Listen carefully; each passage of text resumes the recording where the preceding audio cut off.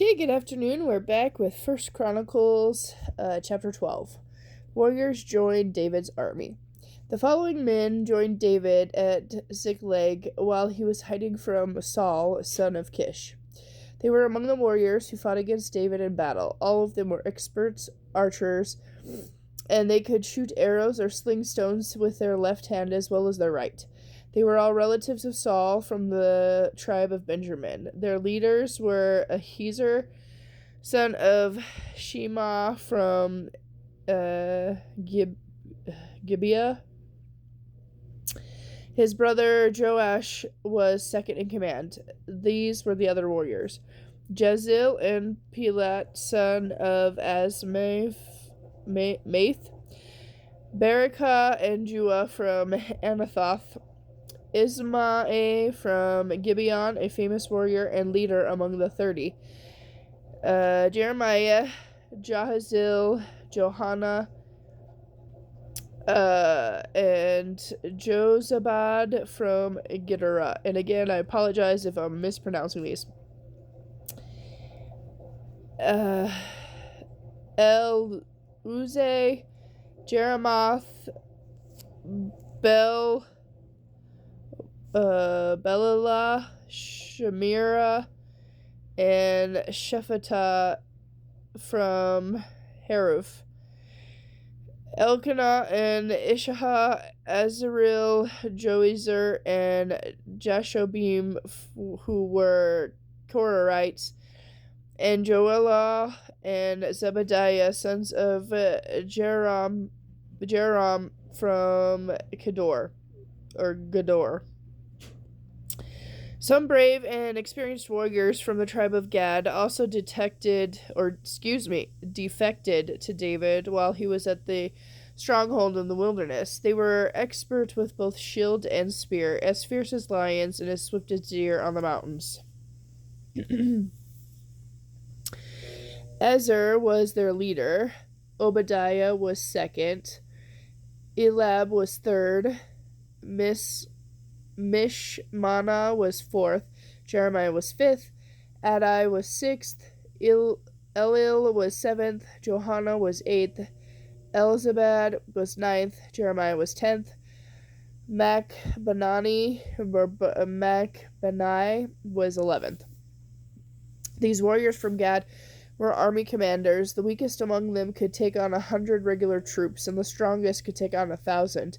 They crossed the Jordan River during its seasonal flooding at the beginning of the year and drove out all the people living in the lowlands on both the east and west banks. Others from Benjamin and Judea came to David at the stronghold. David went out to meet them and said, "If you have come in peace to help me, we are friends. But if you've come to betray me to my enemies, where I am innocent, then may the God of our ancestors see and judge you." Then the Spirit came upon Amasiah, who later became a leader among the 30, and he said, "We are yours, David. We are on your side, son of Jesse. Peace and prosperity be with you, and success to all who help you, for your God is the one who helps you." So David let them join him, and he made them officers over his troops. Some men from Manasseh defected from the Israelite army and joined David, where he went with the Philistines to fight against Saul.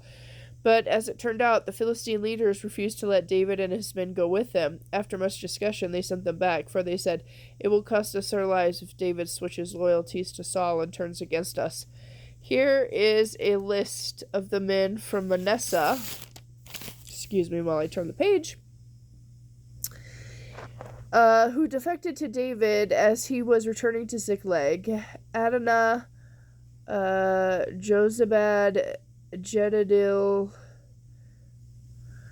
Michael, Jozabad. Wait, is that two Jozabads? Huh. Elihu and Zilthia.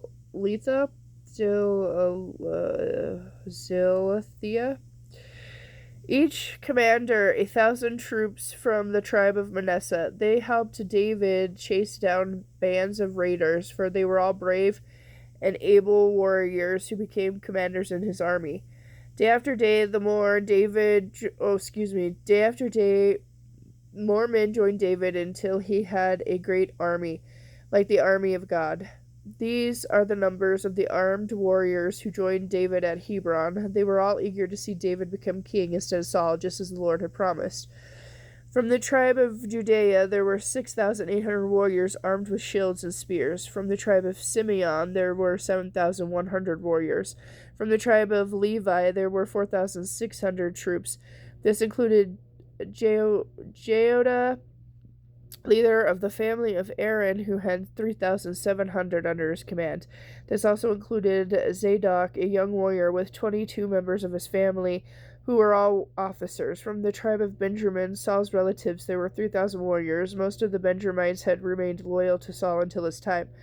From the tribe of Ephraim, there were 20,800 warriors, each famous in his own clan. From the half-tribe of Manasseh, west of the Jordan, 18,000 men were sent for the express purpose of helping David become king. From the tribe of Issachar, there were 200 leaders of the tribe with their relatives. All these men understood the temper of the times and knew the best course for Israel to take. From the tribe of Zebulun, there were 50,000 skilled warriors. They were fully armed and prepared for battle, completely loyal to David. From the tribe of Naphtali, there were 1,000 officers and 37 warriors, armed with shields and spears.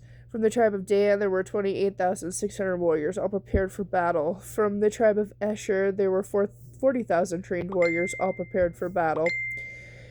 From the east side of the Jordan River, where the tribes of Reuben and Gad and the half-tribe of Manasseh lived, there were 120,000 troops armed with every kind of weapon. All these men came in battle array to Hebron with the single purpose of making David the king of Israel. In fact, all Israel agreed that David should be their king. They feasted and drank with David for 3 days, for preparations had been made by their relatives for their arrival. And people from as far away as Issachar, Zebulun, and Naphtali brought food on donkeys, camels, mules, and oxen. Vast supplies of flour, fig cakes, raisins, wine, olive oil, cattle, and sheep were brought to the celebration. They were great joy throughout the land of Israel. 1 Chronicles chapter 13, David attempts to move the ark. David consulted with all his officials, including the generals and captains of his army. Then he addressed the entire assembly of Israel as follows: If you approve, and if it is the will of the Lord our God, let us send messengers to all the Israelites throughout the land, including the priests and Levites in their towns and pasture lands. Let us invite them to come and join us. It is time to bring the ark of God, for we neglected it during the reign of Saul. The whole assembly agreed to this, for the people could see that it was the right thing to do. So David summoned all the people of Israel from one end of the country to the other to join in bringing the ark of God back from Kiriath-jearim. Then David and all the Israel went to Baalah of Judea, also called Kiriath-jearim, to bring back the ark of God, which bears the name of the Lord, who is enthroned between the cherubim. They transported the ark of God from the house of Abinadab on a new cart, with Uzziah and Oah guiding it. David and all the Israel were celebrating before God with all their might, singing and playing all kinds of musical instruments, lyres, harps, tambourines, cymbals, and trumpets. When they arrived at the threshing floor of Nacon, the oxen stumbled, and Uzziah put out his hand to steady the ark. Then the Lord's anger blazed out against Uzzah, and he struck him dead because he had laid his hand on the ark. So Uzzah died there in the presence of God. David was angry because the Lord's anger had blazed against Uzzah. He named the place Perez Uzzah, which means outbreak against Uzzah. It is still called that today. David was now afraid of God and asked, "How can I ever bring the ark of God back into my care?" So David decided not to move the ark into the city of David. He took it instead to the home of Obed-Edom of Gath. The ark of God remained there with the family of Obed-Edom for 3 months, and the Lord blessed him and his entire household. Okay, and with that, I'll be back later with chapter 14.